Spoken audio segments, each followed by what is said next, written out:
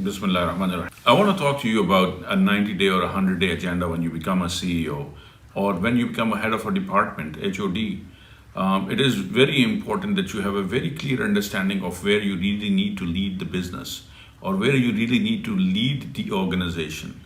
And in order to do so, you need to rally the teams. And this clarity has to come from you from the very beginning. This actually means that you must understand business also. Now, it takes time. There is a learning curve, but good CEOs who will make and create an impact will have a very clear understanding of where they really need to lead the organization from the very first day.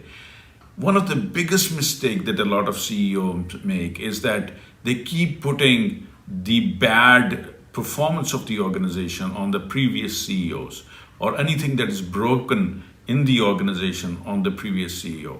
Now, the reason board has selected you and you are on board is because you will bring that change. So don't give yourself that margin of putting the blame on the previous CEO. Because when you do that, your teams start doing the same thing. They start putting the blame on the previous HOD. And this creates a fault line where you can actually go wrong. So no blame game. This is what I want to demonstrate in this video. Don't do that. Because if you will do it, you will create problems for yourself in the long run. The second important thing is when you do this, you start giving teams this idea that it's okay to blame the previous team. But the most important thing is that you need strict performance criteria and a clear-cut transparency which you need to set within the organization in order to ensure that your agenda is being adhered to. Understand the importance of various different stakeholders and their point of view and where they are coming from and how they are aligned with your strategy, and get rid of all those people or teams which are not aligned with your vision overall.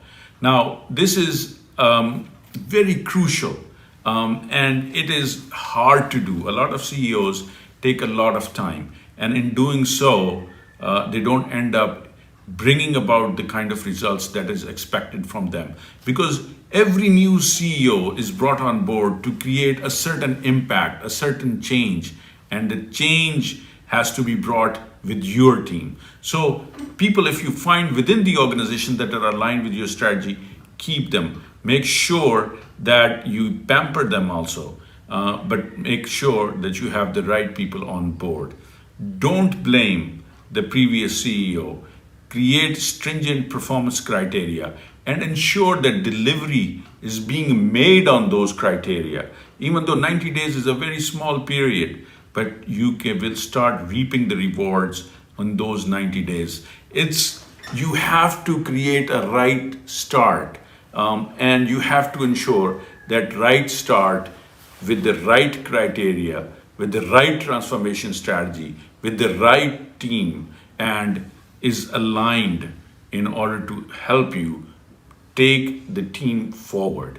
So your entire organization will be also judging you, right? So these 3 months are so critical, not just for you to judge them, but they are also judging you, how you move forward, what kind of policies, what kind of a leader are you?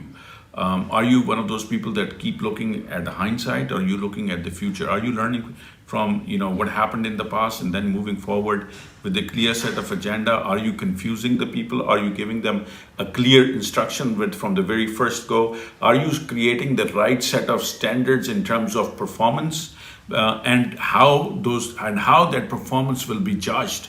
Are you very clear from the very beginning?